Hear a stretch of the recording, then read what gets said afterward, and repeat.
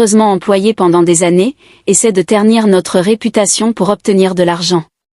C'est tout simplement scandaleux. Son ton était ferme, son regard tranchant. Mais Amina ne flancha pas. Quand ce fut son tour, elle parla doucement, mais chaque mot semblait peser une tonne. Votre honneur, je ne cherche ni richesse ni vengeance. Je veux juste que la vérité soit connue. Ce qui s'est passé cette nuit-là était contre ma volonté. Le procès devint rapidement le sujet principal de conversation dans toute la ville. Les médias s'emparèrent de l'affaire, et chaque jour, des articles détaillaient les moindres rebondissements. Fatou, avec ses relations, essaya d'étouffer l'affaire, mais l'histoire était devenue trop grande pour être cachée. Dans la salle d'audience, la tension était palpable. Fatou, fidèle à sa réputation, utilisa toutes les armes à sa disposition.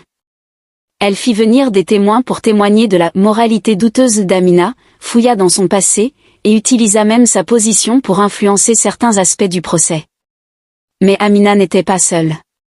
Son avocat, bien que jeune, avait une intelligence aiguisée et une conviction inébranlable.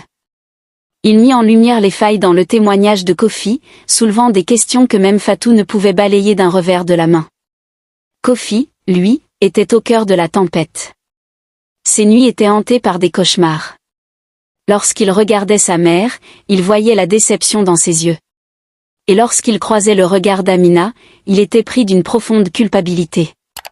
Un jour, lors d'une pause dans le procès, Fatou s'approcha de lui. « Kofi, mon fils, tu dois être fort. Ne les laisse pas te détruire. Nous sommes au-dessus de tout ça. » Mais Kofi, la gorge nouée, ne répondit pas. Il savait que, cette fois, il ne pouvait pas simplement obéir à sa mère. Le moment le plus dramatique du procès arriva lorsque Kofi fut appelé à témoigner. Toute la salle retenait son souffle. Fatou, assise au premier rang, lui adressa un regard qui semblait dire « N'oublie pas qui tu es.